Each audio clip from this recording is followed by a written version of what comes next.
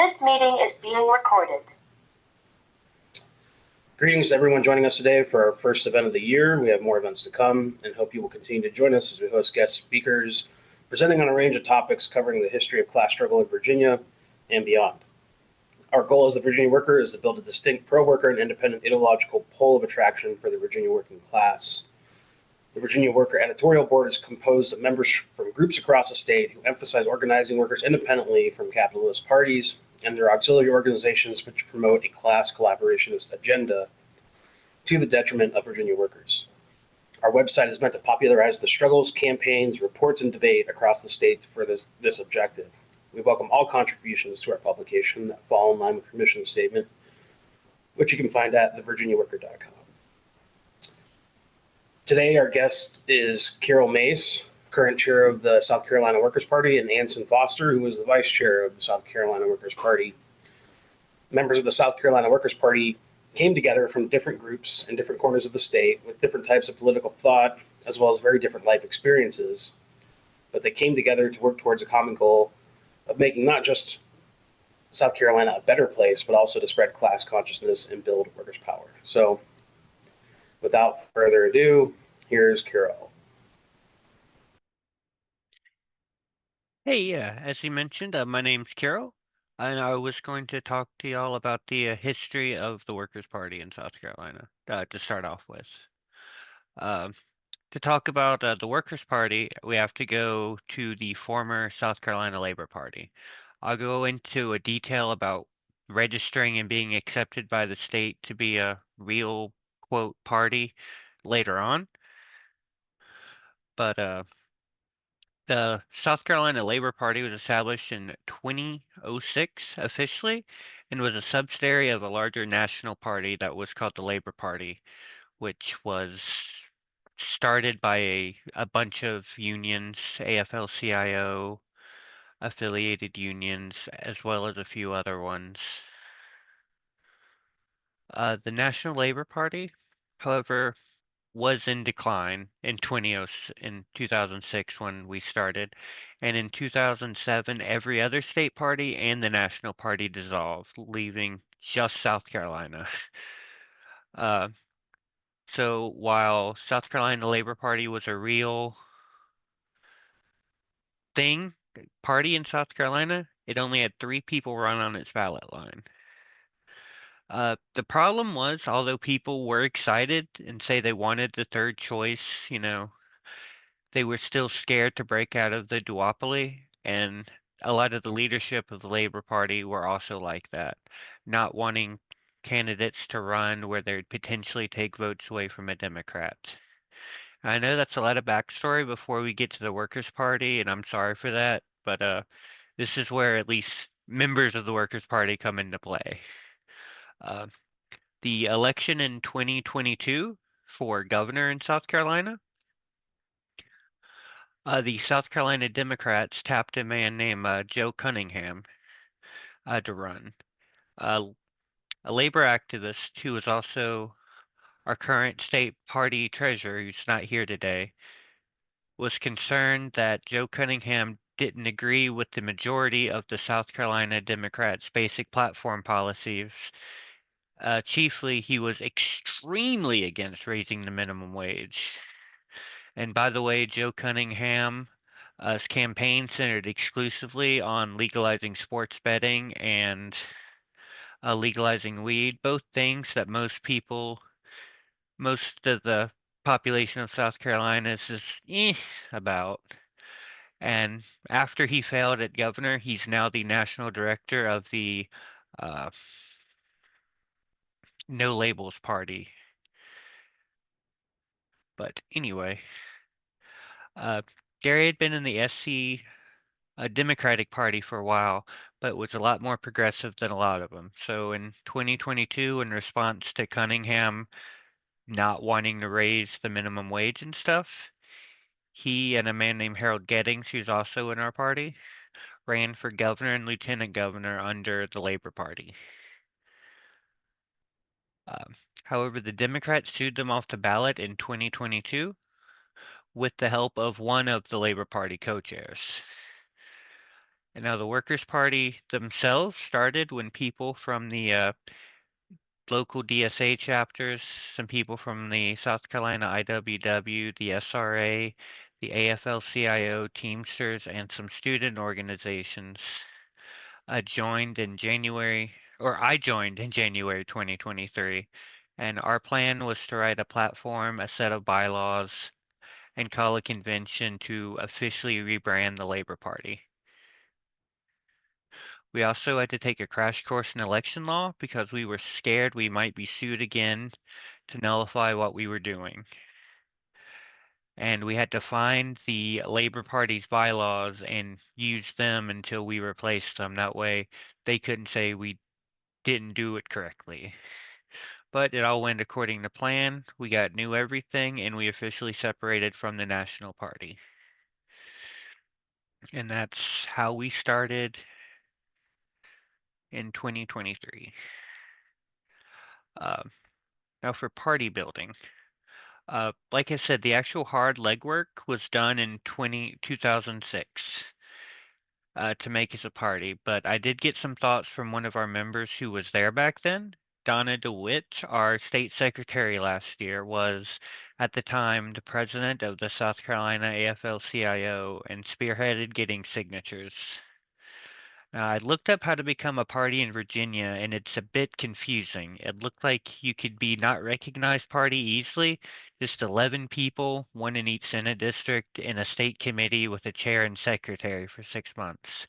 Being an official party was a lot harder, which need 10% of the votes in an election and needing 10K signatures each time just in case. So you still need the signatures even if you lose, because if you win and don't have the signatures, it doesn't matter, which is wild.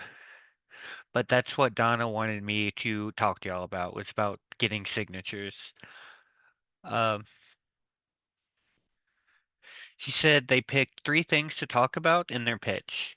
For them, it was free health care, living wages, and free higher education. This was in 2006. Keep in mind, free college and healthcare wasn't a thing people talked about much back then.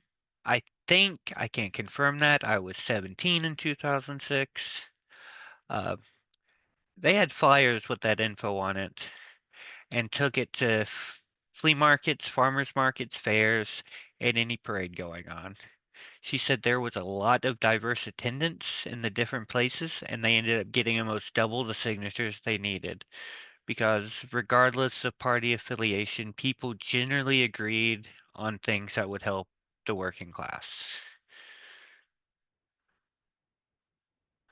Uh, Building class consciousness in the South and building a working class party. I think it's very weird organizing labor and politics in the South. Everyone thinks they're working class, most of them are, but sometimes it's like, how are you a real estate tycoon with 7 employees who also has a personal injury law firm, also working class? You're not. But really, like talking to the regular working class people is very easy, I think, whether they're left leaning or right leaning. I think it's easier to do it in the South than it is in the North. I don't have any proof of that. It's what I feel in my heart. Uh, for me, talking to people about this is just like a radical empathy. Sometimes the person just agrees with you. It's like, yes, my neighbor's kid does deserve to eat if they can't afford school lunch. Sometimes you might have to try a different strategy. I personally use the example of like how they live in Appalachian hollers. I'm like right on the edge of Appalachia. So, or if they're a bit older than me, I just bring up like Little House on the Prairie and how they all lived very communally and just kind of helped each other when needed. It's also very religious, and if you are as well, scripture can be a very good thing for you to connect with if the other person is too. Um, tapping into common working class problems also works. You can make a real connection with someone about their hospital or medical bill. Even the most like bootstrap pill dude bro will agree they shouldn't have to pay $26,000 uh, to have a baby. But don't you can't be like preachy about it because the guy who's gonna agree with you if you come empathetically is gonna go into trigger the lib defense mechanism. No offense to calling anyone a lib here. Sometimes it's best to listen, maybe just even plant like a small seed if it's someone you don't think you'll be able to reach. Um, where we are now in the South Carolina Workers' Party. As a party last year in our elections, we had 16,478 votes across the state. We spent about 900 between the three candidates. And that was just for some signs in front of voting precincts. It was a great start having a presidential candidate. We had endorsed the PSL candidate, Claudia de la Cruz. So her being on there had our name at the top of the ballot on every person who voted, which got us a lot of attention with people in places of the state we don't have members at, contacted us, looked us up online, wanted to see what we were about. Uh, we're working on organizing new counties. That's just getting its first members. Uh, finding people who are interested in running for office in 2026. So we're looking for people who want to run next year. Uh, in early 2022, I was doing an article for something called the Carolina Worker, which no relation to this, but I was inspired by the Virginia Worker. This is something me and some friends were trying to do about how much it costs to run. I interviewed a guy who was going into the primary for U.S. House District 5, which would be I didn't write it down. I can't remember my own House Representatives person. Ralph Norman. Uh, and I talked to him about how much he had to pay for fees, and it was like $11,000 to get on the ballot. Um, and that's just for the primary, which, spoiler, he lost.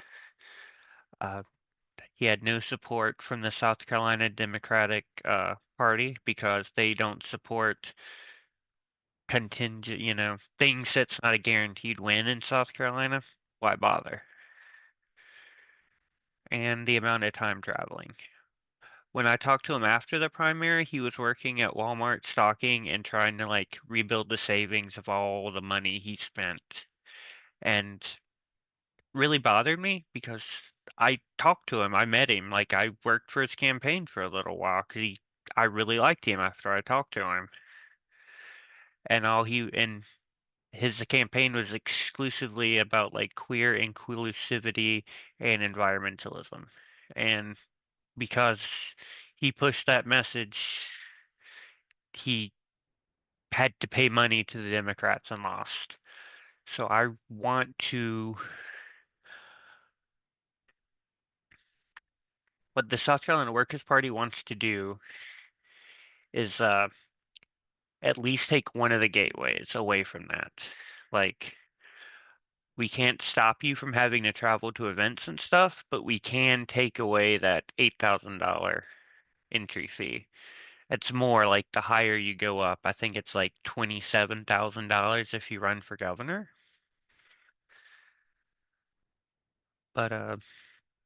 But like the way like the smaller parties work is you use the convention model, so you vote for it in convention, and you're nominated there. You don't have to pay money to have a vote. Because I ran for state senate. I got over 12,000 votes myself, and the only money I spent was on gas. I did it while working 40 hours a week, and I want to show working class people it's possible. I want real people in government who aren't just in it to give their government contracts to the business they own, or for them to do as a side gig while they're a lawyer. And last, I wanted to talk about our relations with other parties since we started running. Uh, I became pretty good friends with the man running as the Dem in my House district. We endorsed each other. Uh, I also got the endorsement from the Democrat House candidate who was also, when I was running for state senate, was also in my Senate district. She also endorsed me. This is a heavy leaning red district, so there wasn't a Democrat in those races, which is why I got so many votes. I know that. And I know I wouldn't have got those endorsements if there was a Democrat running, but the fact is the Democrats weren't going to find anyone to run for that because it was not a winnable race. Uh, a sitting Democrat on the state house helped one of our other candidates. I'm not mentioning a name there. And another higher up guy in the county South Carolina Democratic Party was our biggest donor. I think we raised a little over the 900 that we spent. We raised about 1,000. I think this guy donated about 500 himself. So like Democrats, even the ones who are still in the party, like did help us. Uh, but it was more like as long as we weren't going after their stuff. Uh, like obviously, if I started talking about the Workers' Party presidential candidate, that's not going to go well compared to like, oh, you're running against Mike Johnson for Senate, not the speaker Mike Johnson, but Michael Johnson is my state senator too. Um, it's like, oh, you're going against him? Awesome, great job. Hope you win. But we're public enemy number one with a third party candidate. Uh, the Republicans, they didn't really say anything to us. I was referred to as a communist worse than Kamala Harris by my opponent at the Lancaster County GOP convention, which is very funny knowing that your sitting senator has referred to you as that. And even Gary Votor was only running against a Dem, and none of the Republicans mentioned it at all. So they really didn't communicate with us. Granted, I don't, a lot of the people in the party know a lot more Dems than they do Republicans. And that's really all I have. If anyone has any questions or anything. Yeah, thanks for that presentation, Carol. Yeah, anybody who's attending the event right now, we have the group chat active. So if you have any questions, just type them in there. We'll read them off. Um, just initially, like a question I have is like how much of these campaigns when you are running candidates is with the idea that you're actually trying to win office versus using it sort of as a platform to push, your party's positions. Uh, 100%. We had 3 people running. Did not, I mean, aside from the presidential candidate, who was AD, my associate AD wants to answer, so please. Oh, I didn't mean to interrupt. Go ahead. I can take this if you want, but go ahead. I didn't mean to interrupt. I was gonna say, like, we knew Harold, Gary, and I were the three people who ran last year. We knew we weren't gonna win. It was more of a getting people interested in, not interested, but like there's a new thing, some visibility, like going to the fact that I was able to go to a candidate forum and talk to a big group of people in Lancaster County and talk about how, hey, I think we should have free healthcare. I think we need to work on infrastructure. I think we need to do this, and have the sitting senator who ignored, like, spoiler, South Carolina infrastructure is falling apart. The bridges are collapsing. The roads are going down. This is a very rural county. So it's like making the senator be like, finally address something. Like, even that, I think, has value. And it's just, and especially having the PSL people on the ballot that put our name on everyone's thing, and people who had never heard of us were like, South Carolina Workers' Party. Google us, find our website, email us, ask for information, and we have a new member. And AD, did you have something you wanted to add?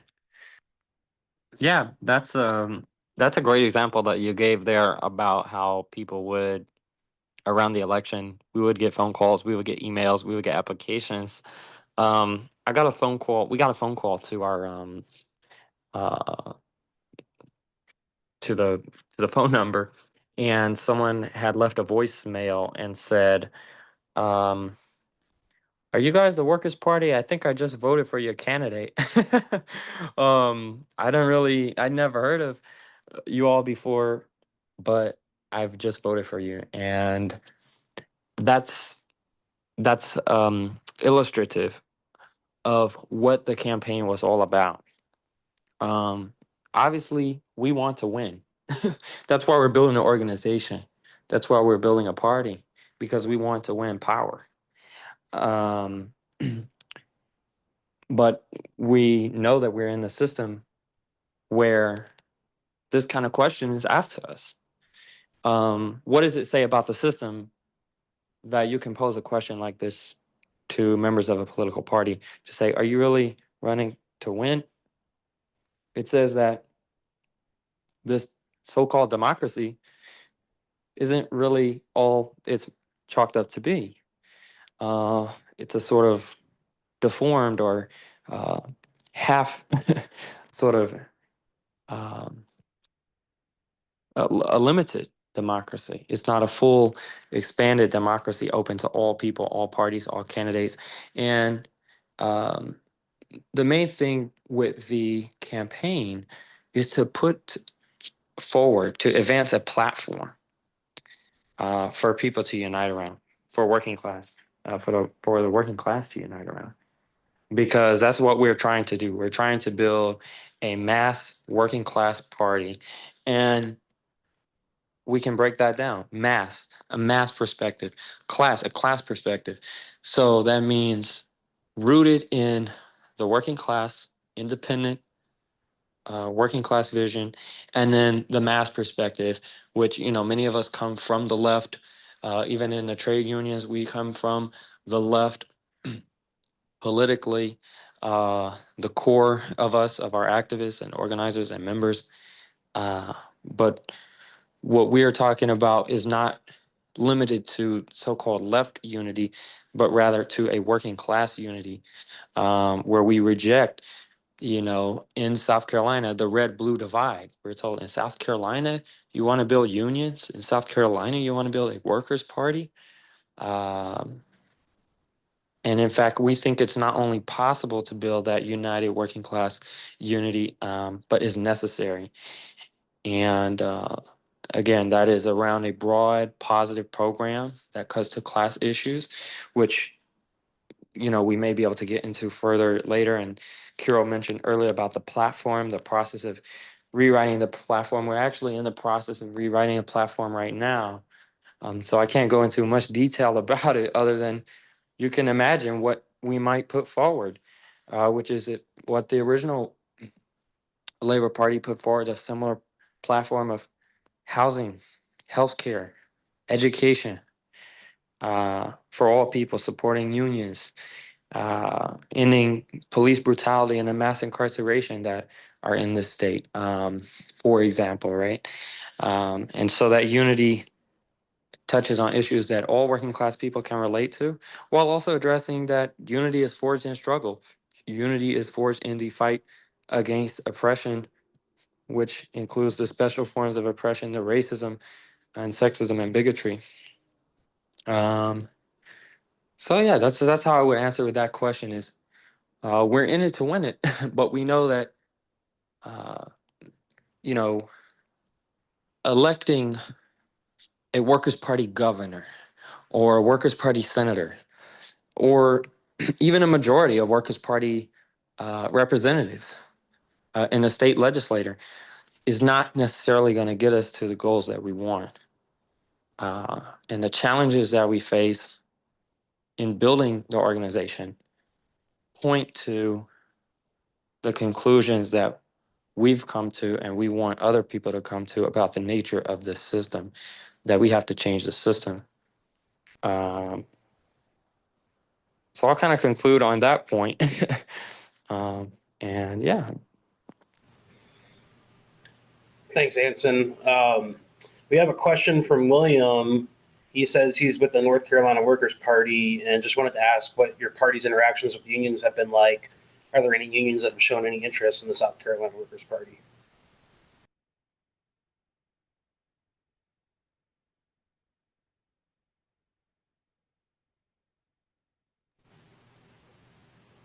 I believe you're on mute, Kira.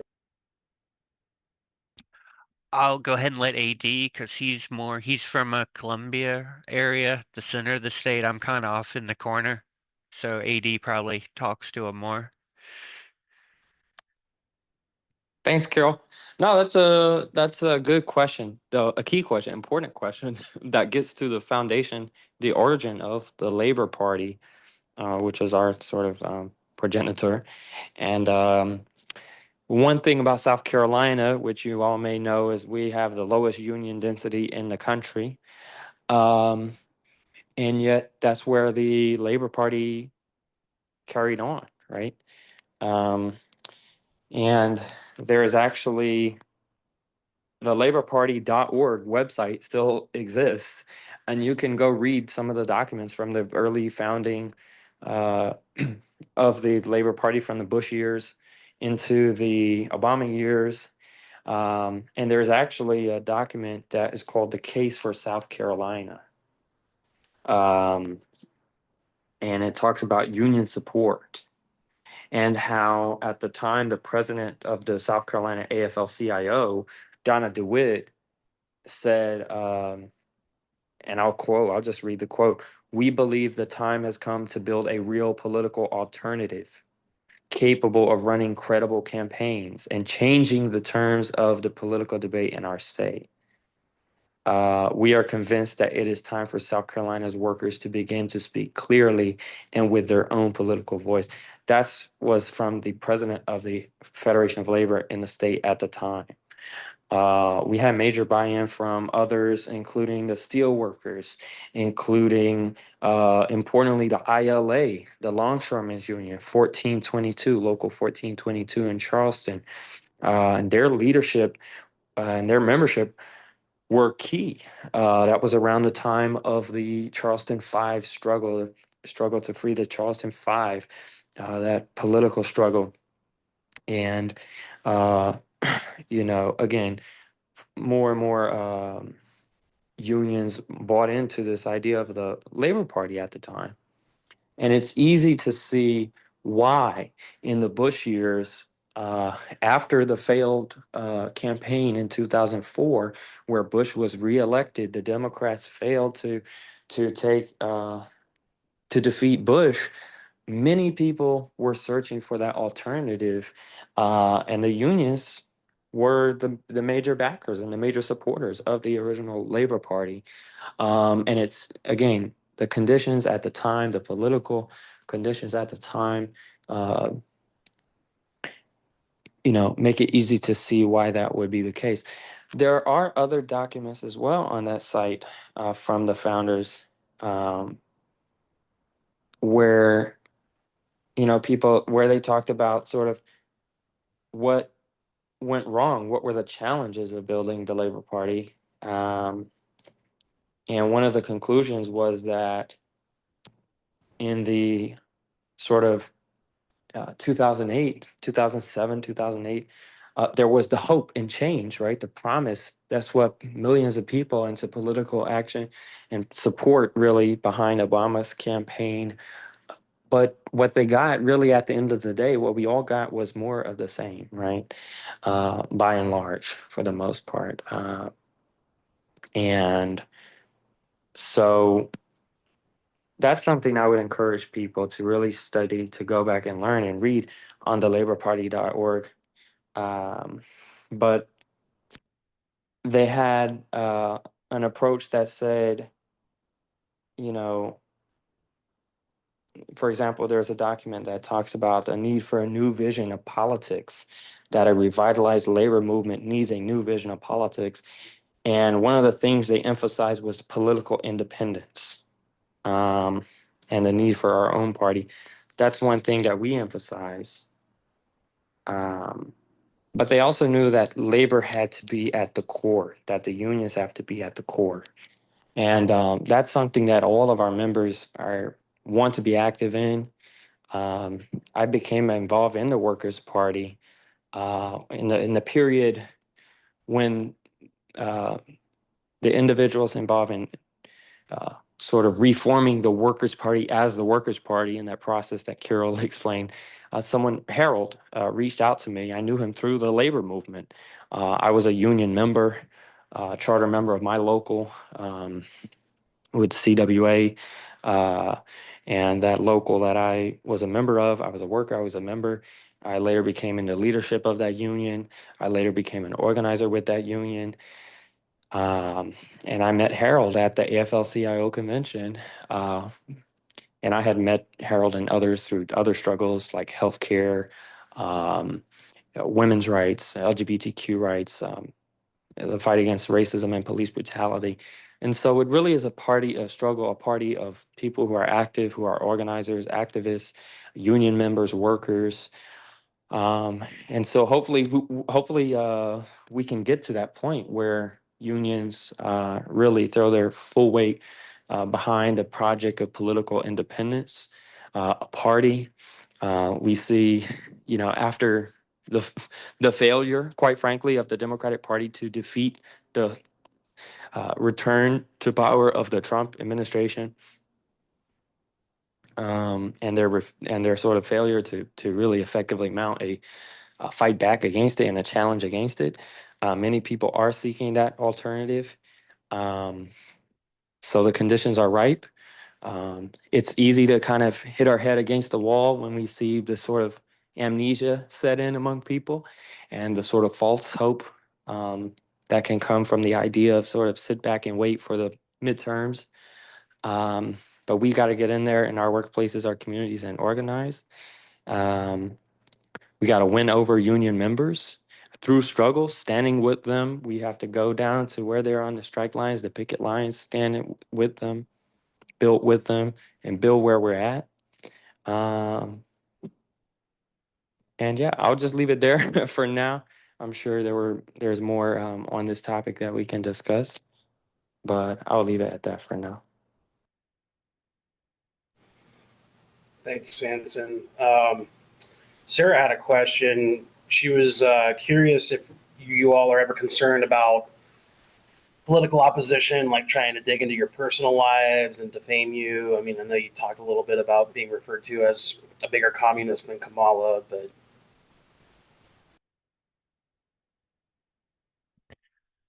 Yeah, him saying that's more of a badge of honor. Like, but a little, but not no more than if like I made like a viral YouTube video or something. Like, I don't know. I have been doxxed before, so maybe by a National Justice Party members in Georgia, from my work with a trans advocacy group in South Carolina.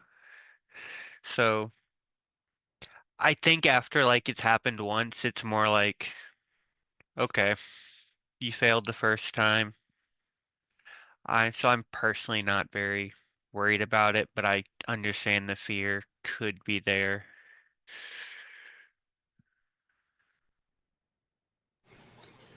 um, yeah, thanks for that. Benjamin is asking, how does the South Carolina Workers' Party see itself drawing on the history of the left?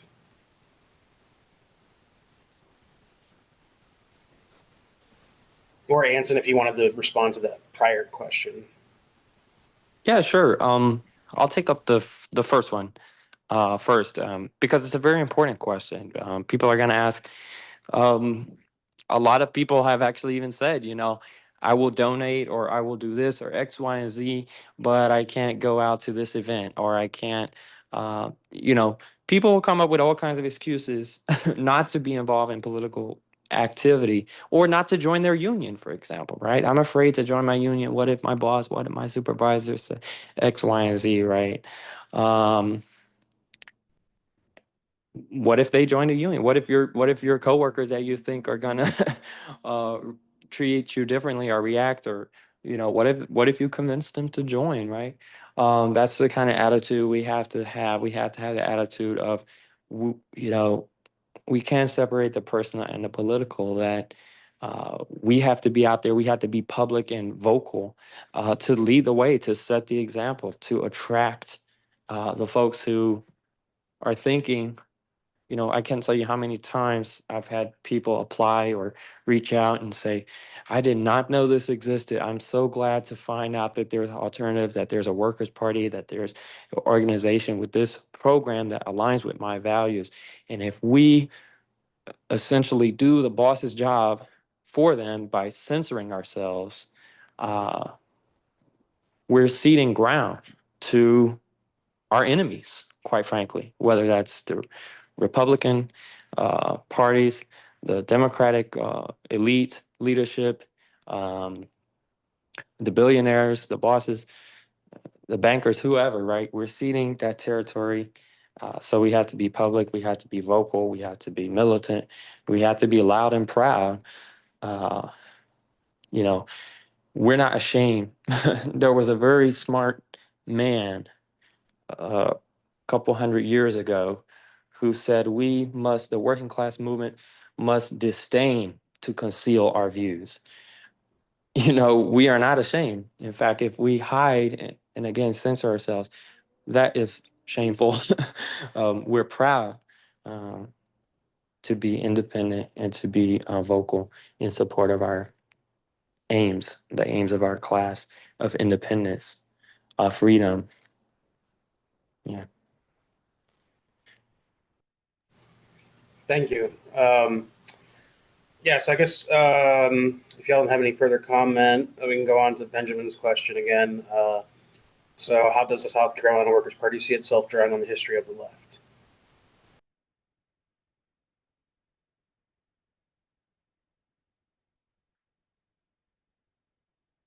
Um, I'm not sure what's meant by the question, but I'm going to say like I was really and I've been inspired by like the spoiler, as a white person, I really like the Black Panther Party. Uh, so I'm very inspired by like their breakfast that they did. So about 3 years ago, I started doing a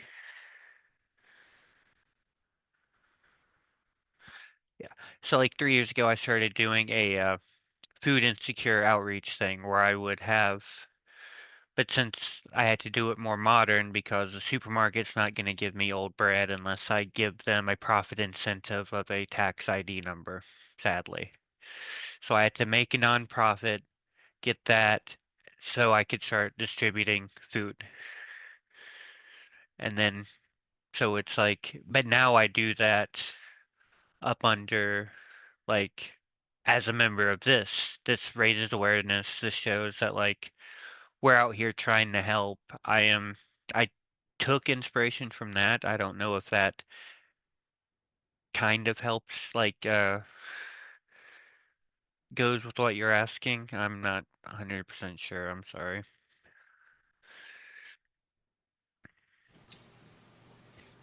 Anson? Sure.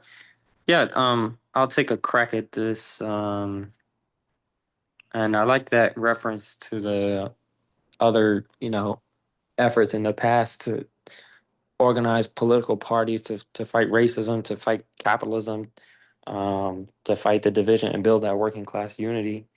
Um, so we definitely have to learn from the past. We have to learn from examples. Well, the good news is we don't have to reinvent the wheel. Again, I would point folks to really take a look at these documents that are out there on the laborparty.org. There's sort of historical documents at this point in time, over 2 decades old, but they are more relevant than ever. I really mean it. You have to read these, and it will put it into context. It talks about that history. We have to know our history. We have to study so we don't reinvent the wheel, and so we know our enemy. We know what we're up against. We know what we've tried, what's worked. Um, I know you mentioned earlier a name of someone name dropped, an individual who was involved with the Labor Party, who was also instrumental in republishing, getting back in print some of the works of William Z. Foster, the labor organizer, and in that sense we have to learn in the labor movement, in the union movement. You know, Essentially, right now there are no rules. There are no rules anymore. The Trump administration and the billionaire agenda that administration represents, which, by the way, is not really being opposed effectively. So that will tell you everything you need to know. This billionaire agenda has basically said we are going to smash your unions. We're going to smash all the sort of collective bargaining um, rights that you have won and enshrine, you know, after the New Deal era, World War II, after following the Great Depression and so on. That era of intense working class struggle where the all bets were off. There were no rules. It was the complete unfettered rule of capital of the rich. And we're entering that era again. And the unions, the working class organizations have to recognize that. And we have to go revisit what forms of struggle actually allowed us to win. Because we've been getting our asses kicked for decades, and we have to understand that. So if the ruling class says, there are no rules, we're just going to crush you like a bug, we have to say, okay, it goes both ways. The gloves are off, right?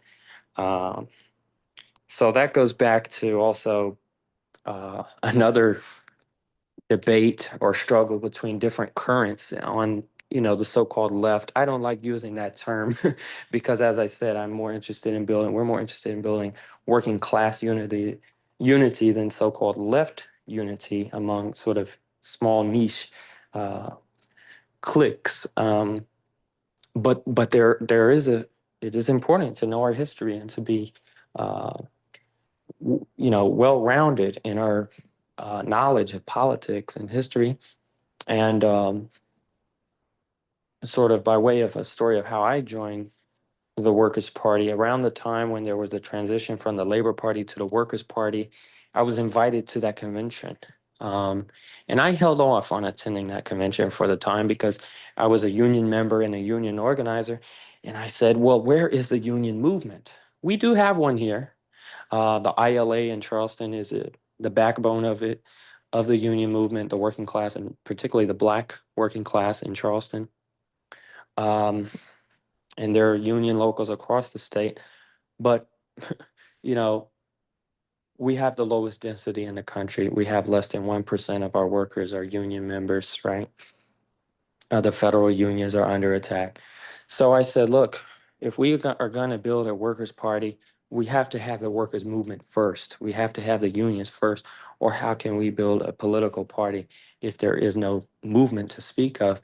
And at the time, I thought that was the correct position. But I now understand that those things go hand in hand. And this idea that we have to just organize where we are in the workplace, uh, believe it or not, sometimes in the unions, you have to tell people that they get lost up in the clouds, and you have to point them back to the workplace. Like that's what this is all about. But if we lose focus of the importance of building a political organization, a party, then that is the error of left. Sort of that's sort of what's called syndicalism, right? Where we sort of minimize the importance of the political aspect, the political dimension of working class organization and struggle. So we have to build our economic organizations, that is to say, our unions uh, and workers' organizations, hand in hand alongside building up this alternative, independent political project and political party uh, in the fight for political power as well. So this is nothing new in the history of the working class movement. So we have hundreds of years of struggle to study and learn from. Uh, as Carol mentioned, the fight against racism and bigotry and for working class unity. So Thanks for that. Jay's asking, besides running some candidates within electoral politics, what other activities does the South Carolina Workers' Party do?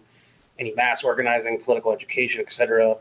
And how much of y'all's time do you think gets focused on electoral efforts?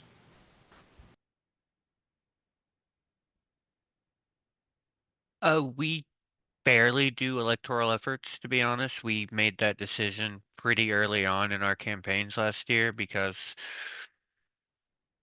that's we're not gonna waste time doing like even I think Gary and AD Anson went knocking for Claudia de la Cruz, but also like while they're doing that, talked about the working party, talked about issues people had, not just, hey, vote for me, please. Uh, but we made the active decision not to spend time doing that. Like I said, every Friday I do a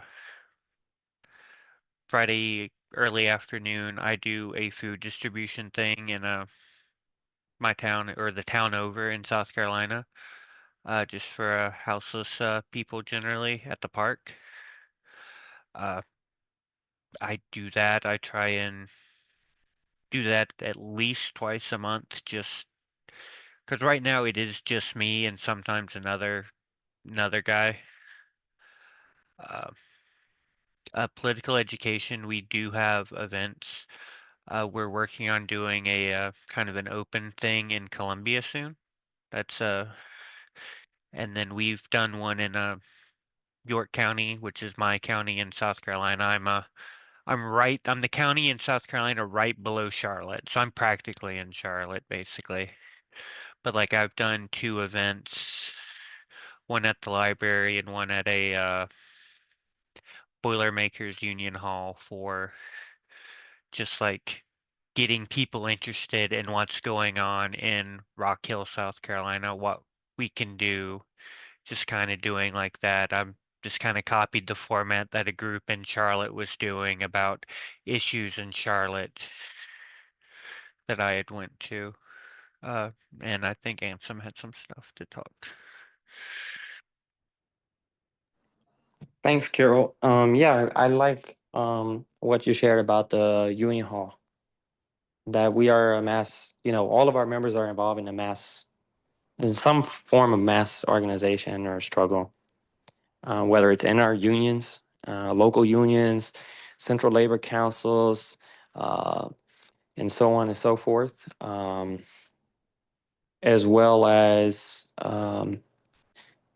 being involved, for example, in the Palestine movement, the Palestine struggles, whether it's protest or student movement, being involved in the immigrants' rights movement. So that includes protests, know your rights, outreach, and education.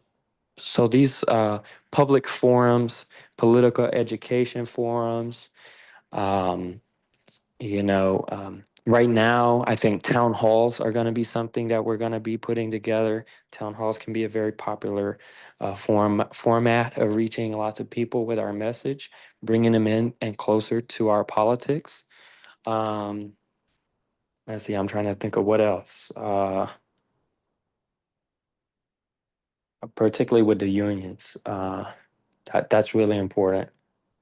Um, it's this idea of if you're in your workplace and you don't have a union, fight to build a union, fight for a union.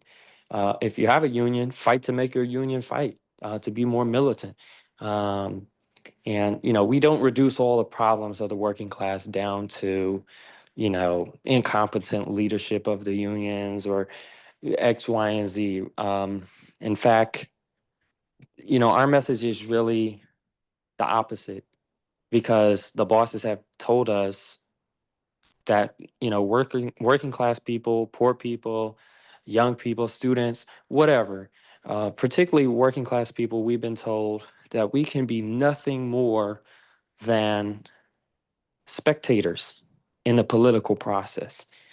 That politics is like sports. We sit on the sidelines and watch everything play out, and we have no say in the process. And the Workers' Party exists to present that alternative message to workers, that not only can we be involved in the political process, but that we can take ownership of it, and that we can be, as I think in the Latin American left, I've heard this term used, protagonists. The working class can be protagonists of history. Um, and that's a very empowering thing, a very empowering message. In terms of y'all's involvement within the unions, I'm sure nobody would debate the fact that like the Democrats basically just have hegemony within the labor movement. Um, how have you been able to struggle against that? Have you been able to like try to get endorsements from unions or even resources allocated from the unions to support the party to try to establish, class independence?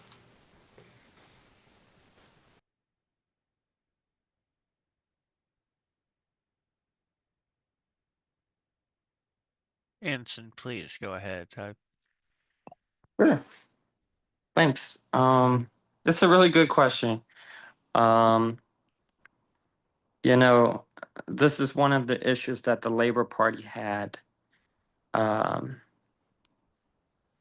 because again, as I mentioned earlier, you went from the 2004, 5, 6 years, which again there was a lot of movement against the Iraq War. That was an incredible development to see the unions taking a stand against the war. But then you had, of course, the Hope and Change promise in '08. And,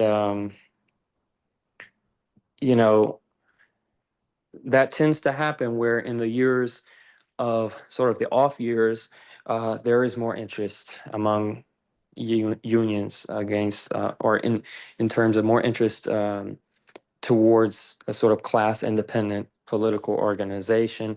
And then the elections come around and there is a swing back to the Democratic Party. And that is not arbitrary. It is rooted in the reality that, what rights that unions do have, at least in words. Sometimes the Democrats tend to be more friendly, the Democratic candidates. And it is true that there are, in fact, candidates for the Democratic Party who are union members and who are, strong fighters for their communities and for their class. But as a whole, uh, and this is one of the documents on the Labor Party website, it's called Labor Party Time, Not Yet. And at the sort of end of this document, it talks about lessons learned, and it talks about the arguments that people will say, is there no alternative? Uh, we have to reform the Democratic Party. Or, all these, any other kind of excuse of why now is not the time to take independent political action. And we have to sort of patiently explain to people why that's not the case. Now is the time more than ever. Um, and to avoid rambling here, I want you to get me back on track. And could you just restate the question again? That way I can just kind of wrap up my comment. Yeah, just the party's efforts in terms of trying to seek endorsement, establish Right, class right. independence, and even allocating Yes. resources from the unions instead of to the Thank you. Democrats. Thank you. Yes. And that's leads me right to my conclusion, which is uh, there's no reason what I was saying earlier about workers being involved in the political process and being active. There is no reason why um, union members, union workers, union members themselves should not be running for office. So we have to go to our unions and to the unions that we've stood with in their fight. And we've met workers and leaders in these unions, and we can ask them, this is a vehicle for political struggle that is in your hands. We don't have individual ownership of it. Our class has ownership of it. It's a tool. That's what the members of the Workers' Party who founded or sort of refounded the Workers' Party as the Workers' Party, who said this Labor Party is a tool that's been hanging up in the shed, collecting dust, and it's time to take it out. And some people, a very small group of people said, no, no, let's leave it in there. That thing is useless. Or, let's keep on using the same old dull tool. I don't know, let's use the same old dull, you know, shovel to hammer nails, right? Like it's not even a tool it's not even the appropriate tool, much less a sharp and, you know, um, practical tool to use. So they said, no, this is the tool that we need. This is the appropriate vehicle. It already exists. Why are we not using it? And to their credit, they took that tool out of the shed, they dusted it off, and that's the Workers' Party today. And it's time for workers to grab hold of it and to use it finally for once. And we have to present it to workers in the union halls and say, this is yours. Use it. Run on these on our ballot line. There's no filing fees. Here's our platform. If you agree with it, uh, you know, run for office. Come to our convention. Uh, Come to our convention. We'll nominate you. Bring your union members along. They can be part of that process, and you can challenge. Look, 90%. I think that's a statistic I read in this document. It may be outdated, but many of the races across the country, up and down the ballot line, are unchallenged, right? Unopposed, and whether it's Republican or Democrat, whatever, right? In South Carolina, it's more likely to be Republican. I'll tell you, when I go to vote, yeah, I would say 90% of my ballot, there's one candidate, and it's a Republican. That's a democracy? Come on, you got to be kidding me. So, working class people, union member or not, whether we met them before or not, obviously we we don't want What we do want is people who agree with our program, and we think there's a lot of people out there who do agree with it, and so that's our message, right? Is union members, yourselves, workers, yourselves, everyday people, run for office, join our party, use the tool that's available to you, and hopefully in time by our participation in the labor movement, not criticizing it from the outside and saying, it's too conservative, it's too bureaucratic. No, get in there and organize, damn it. And we will meet those people who want to lead the way. And we just have to do it and not just talk about it.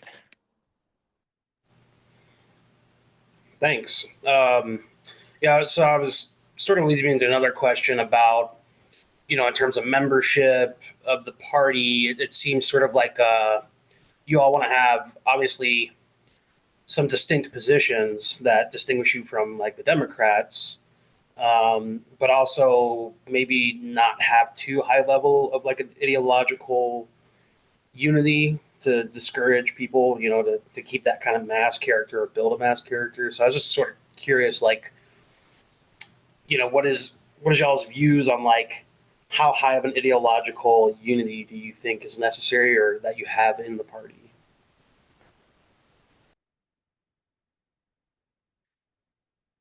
We have like a pretty much any type of progressive Democrat slash anti-capitalist would agree with it, I think, but we don't go like the extra mile in our platform to have like infighting, where it's kind of like, acceptance of queer identities and such, but we're not chopping it up where like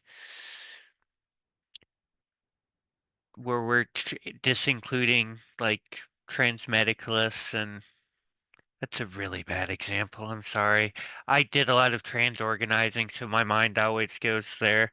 I also do workplace organizing. Let's go there. That's better. Uh, so like you know, you're for unions, but it's like we're not having the radical like it has to be like a IWW style uh by the people union instead of like, an official recognized union.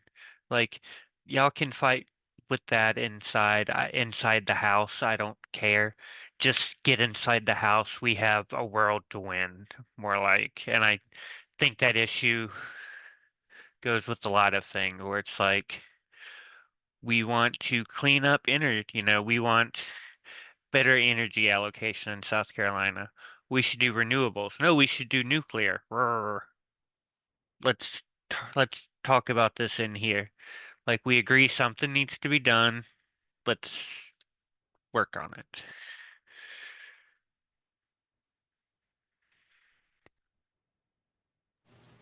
Anson, did you have something? I like that. We have a world to win. It's just like a union. There's no ideological litmus test per se on the one hand. But on the other hand, obviously, unity is forged through struggle. So I'll just put it at that in terms of overcoming any sort of poison that the boss has injected to the working class, bigotry, racism, and so on.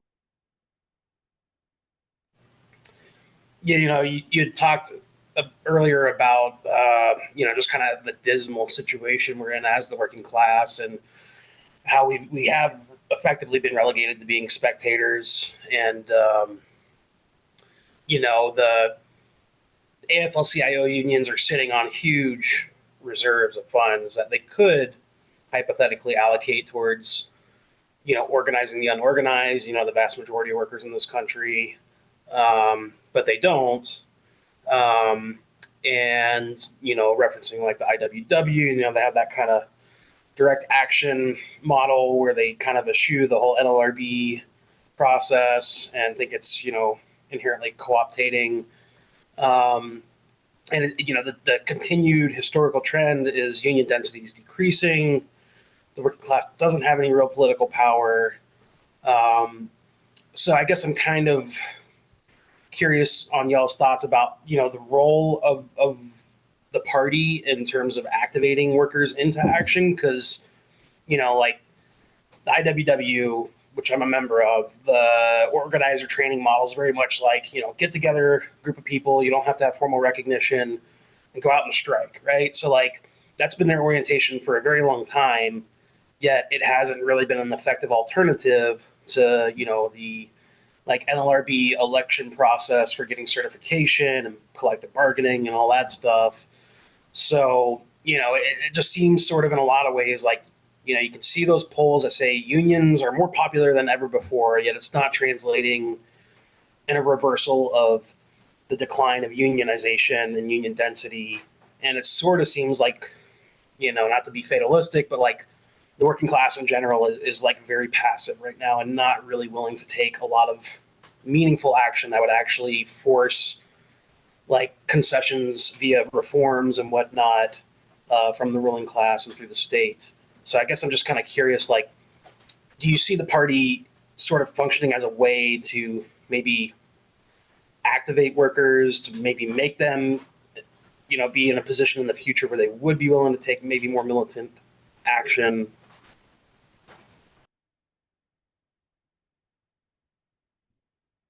I think that would like to be an ideal situation where like workers knowing that like the entirety of the government isn't, against them might be a little bit more bold to be like to know that if something comes down on them, there are at least some politicians that are not gonna throw them under the bus. Like I'd like to hope that, but I'm I'm skeptical about it, but I'm hopeful. I'm hopeful. That's the state motto for South Carolina is the English translation is as I breathe, I hope. That's how I feel about it. Thanks. Anson? Yeah, I love that message of essentially building the confidence of the working class to fight back. And if we can fight politically, then we can fight sort of economically, right? In the work, meaning in the workplace, right? And vice versa. We can fight in the workplace, we can fight politically. Um, how do you go from meeting a worker who is hesitant to sign a union card to leading that worker out, maybe not on strike per se, but want to sign a petition and then to deliver that petition. Uh, and you got to have a North Star. The strike is the North Star. um, so you have to let them know that. Really, that's the most powerful action that we can take is withholding our labor. And if we can't do it tomorrow, what's this? What's the next step that we can take in that direction to get there?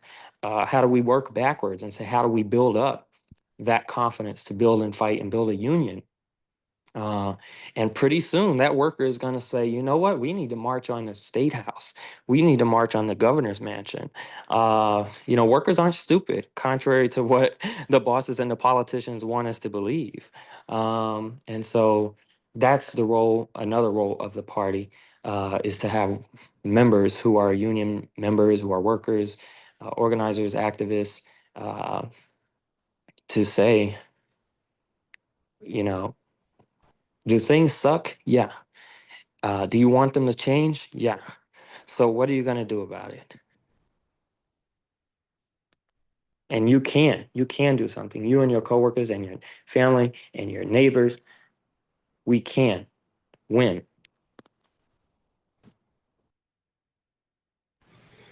Yeah, I definitely believe in the possibility of change. I think it's the problem of like, people want things to change now, right? But the reality is these I feel like a party's job is like laying the groundwork for mass action, meaningful mass action. Because, we see right now with like 50-51 movement, right? It seems like it's largely kind of white boomers going and holding signs on a street corner, once a week or something. And it's like, yeah, protesting has its place in the ladder of escalation, right? But like, ultimately, like, they have no real power to force any sort of concessions or demonstrate power to the ruling class. And the Democratic Party really has no desire. They're in their own turmoil right now. They just revealed that they had a president who was not fit to lead, and so I just think it's very difficult to kind of tell people, like, yes, we want change now, but realistically, the meaningful change that we are working towards is going to take some time, and it's not going to happen anytime soon. Like, granted, there are always these ruptures that happen where all of a sudden mass sentiment shifts and people are out in the streets, and you saw that sort of like with George Floyd, but without the political direction or like the building of class consciousness, the spontaneous upsurges subside or get co-opted back into the Democratic Party. Um, so, yeah, I guess I'm sort of curious, like, how do you all view that? Like, is the role of the party to lay the groundwork to prepare people for mass struggle?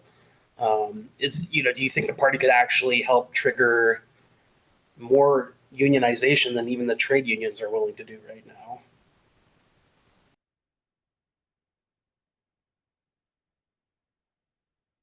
I think just talking about, I think encouraging unionization, definitely, because the difference between us and like the AFL-CIO is I'm willing to go in and organize from the outside a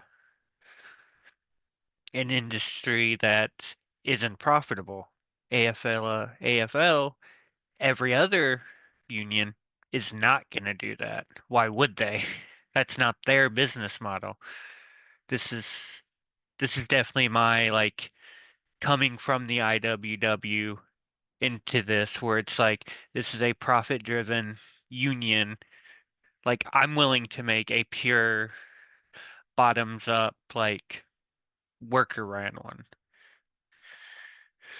and like I will encourage it, even if they do it that style where it's not, where it's just a consensus of the people there. And AD, you had stuff. Thanks, Carol. Yeah, I think that the example that you gave of George Floyd earlier, when you're asking this question about George Floyd, is such an instructive example, right? When I first got involved in any kind of political organization, uh, that was at least independent working class political organization, um, you know, I think at the time it was before George Floyd, but it was after Mike Brown.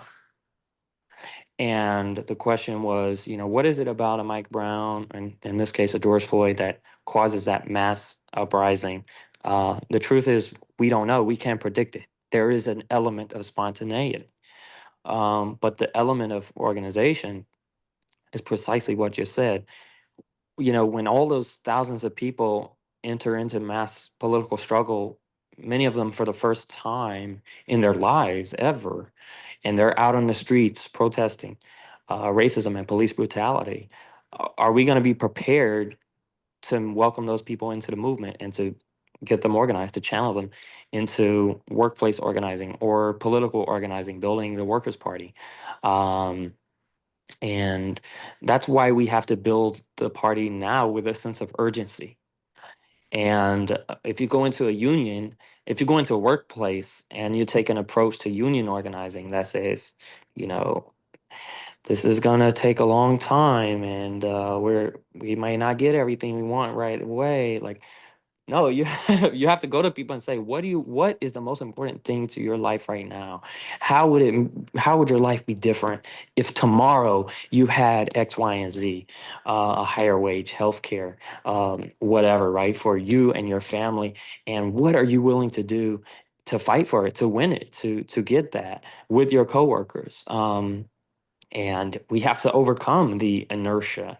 Obviously, we are not naive. We know that the struggle is a process, but we also know that this system, it can't last forever, that it is prone to crisis, that it generates its own crisis, and importantly, that it cannot solve the problems that it creates. And so we have to bring that sense of urgency to building now, to prepare for what is to come, because we don't want to be caught off guard. We don't want to be caught, on the wrong foot and be swept away. Right now, I'm glad you mentioned the 50-51, right? One of the things we hear a lot is defend the Constitution, defend the Constitution. And the truth is that we've been in a constitutional crisis for a long time, and the right wing is attempting to tear everything to shreds and reset pre-New Deal, all the um, rights that we have that were won through struggle, not because some court or president or whoever gave it to us, but because we fought for it in blood, sweat, and tears, and in some cases paid for it in our lives, in the history of the working class of this country. Um, Workers' rights, women's rights, civil rights, Black and Latino, LGBTQ, young people, students, everybody, disabled, the fight for environmental protections, all went through struggle. And, we have to be willing to say, you know what, we want to expand the Constitution. We want to expand the horizon, expand the vision of what's possible in the society, because the status quo is not going to stay. And it's either going to be replaced by a dystopian right wing nightmare, pre New Deal, and so on and so forth, unfettered rule of the billionaires, or it will be replaced by a different vision of expanded democracy, expanded democratic rights, uh, and expanded worker power, whatever term you want to use, whatever you want to call it. Um, an economy that works for working people, uh, whatever you want to call it. I think we're all on the same page. So that's kind of where I would say, and we have to be able to, I will just conclude with this. We have to be able to relate to and win over both the sort of person that you're describing, that might be in attendance, older white liberals at the 50-51 events, as well as maybe the younger people who are going to the AOC Bernie fighting oligarchy rallies, and even the Trump supporters. Right? He's not delivering on the promises that he made because he can't. And not only that, but look at the millions of people who are going to get their health care slashed with this big beautiful bill, so-called, right? Most of them where in the South, disproportionately. So we have to be able, tactful, patient, skilled agitators to be able to win over both of those types of folks that we're talking about here. And nobody fits into a box, right? We're human beings, and we exist in a class society, and we all come into struggle, or we all exist with our own contradictions, right? And so we do have to combat those ideas and that bigotry and the um, prejudices that the ruling class sort of inculcate into us. And so that's kind of how I would answer that question. Thanks. Yeah, thank you. I think it's like there's this delicate balance, right, between you want to have mass appeal, but at the same time, not default into kind of like the hollowness of populism, right? Which Bernie Sanders, AOC kind of embody that the most. Even Trump has a certain populist element to him in his popularity. So to me, the idea of a workers' party, it does need to be, for lack of a better term, a vanguard formation that is providing guidance and direction, and having the correct slogans and propaganda that does effectively challenge kind of like normative, liberal, democratic understanding of the state and history. Like class is sort of on the agenda again and pandered to by the Democrats, again, by its kind of left wing. But ultimately, they're not saying, hey, we live under bourgeois democracy or capitalist democracy. That's, and you see it embodied in like the 50-51 movement where it's like defend democracy. It's like, well, you mean the democracy we have now where you basically have to be a capitalist and a billionaire to actually have a political voice? Because that's not really the democracy we need or want. If you want working class people to have political power, right? And so, I mean, that's, you don't want to be another political sect that calls itself a party that has no mass appeal and is not tied to the working class and has influence within the working class. Like, there's plenty of leftist sects out there that do that, but then on the other hand, you have other leftist sects who think they have some semblance of power through, like, say, the DSA. But that's because they're just riding off the coattails of the Democrats, and they run as Democrats, and they never really challenge the rule of the Democratic Party as like the vehicle for the left. So, I mean, I'm maybe not so much a question rather than just a comment or a statement. Um, so I guess I'm just, we've sort of danced around this a little bit before, but um, just kind of y'all's thoughts on that of how to have mass appeal, but then not being so diluted that workers aren't coming to class consciousness. They're not understanding that this is a capitalist democracy, this is a capitalist society, and you can't reform that away.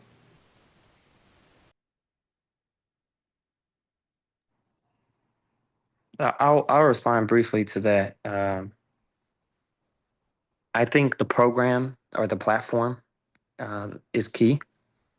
We need a platform that speaks in a broad way, in a popular way, but also that gets to the class issue, right? That doesn't shy away from the class reality.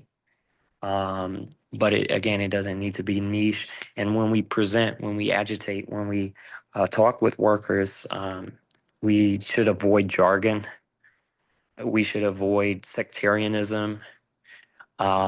We should avoid. Uh, that's it, really. Sectarianism and jargon. Um, I think, um,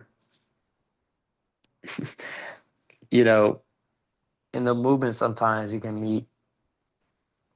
How would I put it? Out there in the world, um, there are people who don't know how to relate to other people. We cannot afford to be in that category of people. We have to be able to relate to everyone. Um, and I don't know if that's like would be considered diluted populism or whatever. But we have to understand that we have to humble ourselves, and we have to understand that workers can figure things out. Workers know things, and they're not stupid. And if we present our platform in a in an agitational way uh, that gets to, here are the lies of the ruling class. Here is the truth behind the lies, and here is a solution for working class people, and a solution, by the way, that meets the scale of the problem. Right? I think that addresses the thing about AOC and Bernie. You hear a lot that sounds, okay, this sounds okay, this sounds good, yeah, yeah, healthcare and education for everybody. That sounds like our platform, right? But we're talking about that meets the scale of the problem and says that the system is the reason why we don't have these solutions. And under this system, we're only going to have reforms that can be taken away. And we got to fight for them, but we got to have a vision beyond that as well.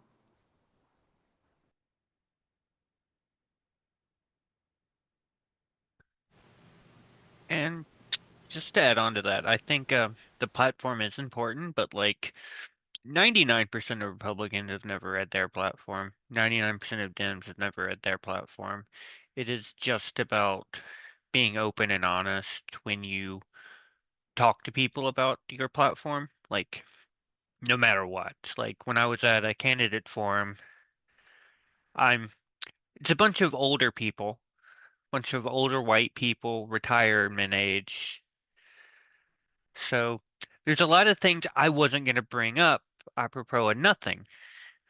But like one guy asked me, like, well, this sounds a lot like socialism. Are you a socialist? I was like, yeah, I guess so. And it was over because he just it's like he saw a demon.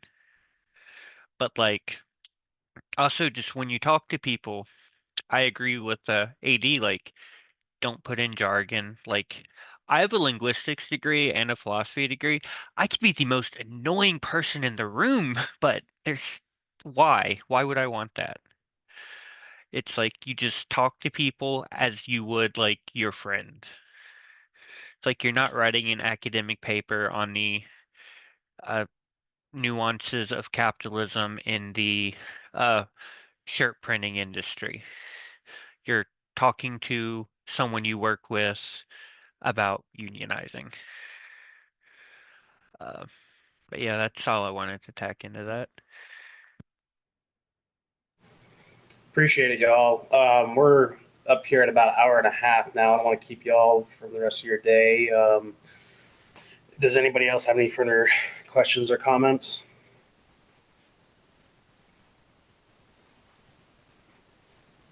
All right. Well, again, I appreciate y'all. Well, Anson, go ahead. Thanks. Well, before your outro, I just want to say thank you for inviting us and having us on and sharing your platform with us. I have, I met you before this, once before, and that was in the midst of a worker struggle, right? So, so it's not just talk. It's not just like Carol said, writing papers or an academic or intellectual exercise. And um, I'm very pleased to know that you all are doing this work that you're doing in Virginia.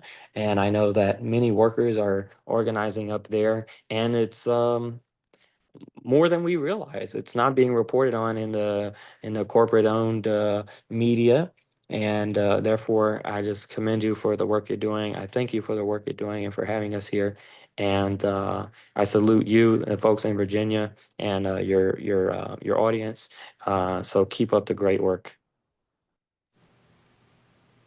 Appreciate that. Yeah. This won't be the last, interaction I think we'll have with each other, and we ultimately need a national working class party, and so we should definitely be working in unison towards that goal. But first things first, we got to get our own state party.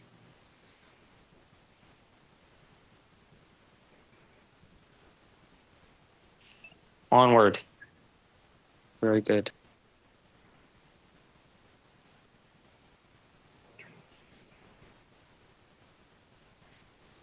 You're still on voice.